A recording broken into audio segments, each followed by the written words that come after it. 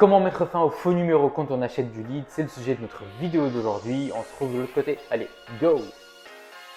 Bonjour à tous, ici Alim, j'espère que vous allez bien. On se retrouve aujourd'hui pour une nouvelle vidéo où je vais vous parler d'une solution technique qui va vous permettre de mettre fin aux faux numéros. Que vous soyez acheteur de lead d'une agence de lead gen, vous devez être conscient que dans les productions, il y a généralement un taux de faux numéros et ça fait partie du jeu. En revanche, en tant qu'agence de génération de leads, c'est notre responsabilité de maintenir un taux de faux numéros qui est faible afin de ne pas impacter le taux de transformation de nos clients. Et je sais à quel point c'est frustrant des deux côtés, c'est-à-dire que vous soyez une agence de génération de leads ou acheteur de leads aujourd'hui, c'est frustrant de recevoir des faux numéros parce que l'agence en fait avec qui vous travaillez ne maîtrise pas forcément la chose. Donc vous pouvez tomber sur un très bon lead comme sur un faux numéro. Ça peut être un concurrent qui teste un formulaire ou quelqu'un qui s'amuse à faire des tests sur des formulaires parce que vous avez payé une prestation, vous recevez un taux de faux numéro. Donc l'engagement de l'agence, c'est de fournir un taux de transformation qui est correct par rapport à la moyenne du marché et bien sûr avec un taux de faux numéro qui reste faible. J'ai déjà testé plusieurs solutions afin de limiter le taux de faux numéros en ajoutant des couches sur nos formes.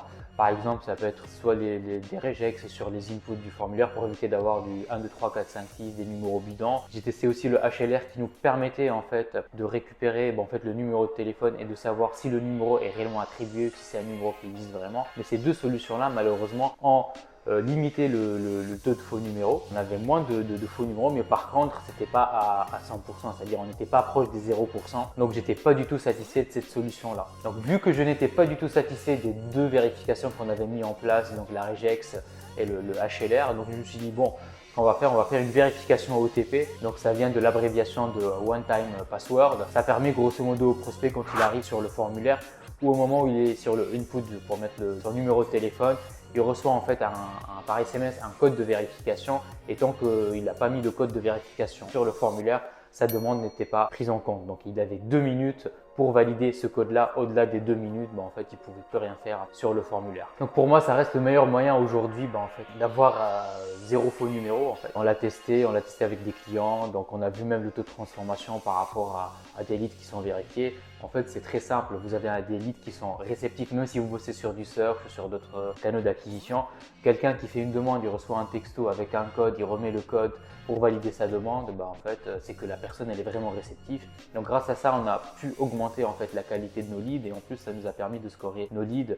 Ça nous permet de savoir le lead, il a été validé par texto, il va être transmis au client, et du coup, même le client il est informé, il sait très bien que ce lead-là, il a reçu un texto, il a validé ce code. Ça permet au client aussi de savoir la qualité du lead qu'il reçoit, même si c'est du lead brut, c'est-à-dire la personne elle a réellement manifesté un intérêt.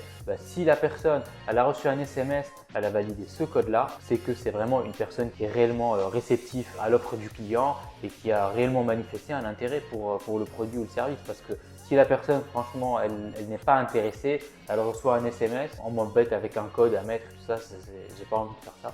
Donc du coup, ça nous a réellement permis de scorer nos leads et de nous permettre de voir un réel impact sur le taux de transformation des leads qu'on envoie à l'ensemble de nos clients. En revanche, il y a deux inconvénients. Donc, le premier, c'est l'aspect technique. Il faut faire du dev pour connecter l'API avec vos formulaires. Donc, de une, si vous avez des formulaires en from scratch, ça demande du dev. Le deuxième, c'est l'aspect financier. C'est que c'est une solution qui coûte cher sur de la volumétrie. En moyenne, l'SMS envoyé, il vaut entre 5 et 6 centimes. Aujourd'hui, si vous êtes une agence, par exemple, vous êtes installateur, vous générez beaucoup de flux de leads, forcément sur de la volumétrie ça coûte un peu cher, mais après ça reste très efficace parce que vous avez que des vrais leads et que des bons numéros. Si aujourd'hui vous travaillez avec un prestataire qui vous fournit du lead et que vous avez un taux de faux numéro qui n'est pas très stable, c'est-à-dire des périodes où vous êtes à 5% et des périodes où vous êtes à 7%, des fois vous retombez à 2%, vous pouvez simplement proposer à votre fournisseur de mettre en place une vérification OTP. L'avantage de la vérification OTP, c'est que vous avez que des leads qui sont vérifiés, c'est que des bons numéros, parce que la personne elle a reçu le texto, elle a validé le code, etc.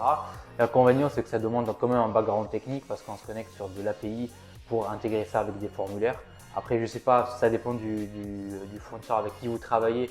Si vous bossez avec des formulaires qui sont faits sur du no-code, après, ça demande quand même des compétences techniques pour le faire. Je pense que c'est faisable. Nous, dans notre cas, on ne bosse pas sur ce type de formulaire. Donc, tous nos formulaires, ils sont faits en from scratch. Ça nous permet d'être très flexible. On peut intégrer de l'API. C'est comme ça qu'on l'a fait. Donc, ça demande quand même pas mal de compétences techniques pour le faire. Ça nous a aussi considérablement permis de mettre fin aux faux numéros. On arrive sur la fin de la vidéo, donc j'espère que j'ai été clair et que ça va vous permettre de mettre fin aux faux numéros. Si aujourd'hui vous êtes acheteur de lead, donc vous pouvez simplement proposer cette fonctionnalité à votre fournisseur, de la mettre en place. Si vous êtes fournisseur de lead, en fait, mettez en place une vérification OTP pour mettre simplement fin à l'histoire des faux numéros. Vous serez tranquille et ça va éviter les va-et-vient entre vous et le client, c'est-à-dire il a des faux numéros, il vous appelle pour les remplacer, etc.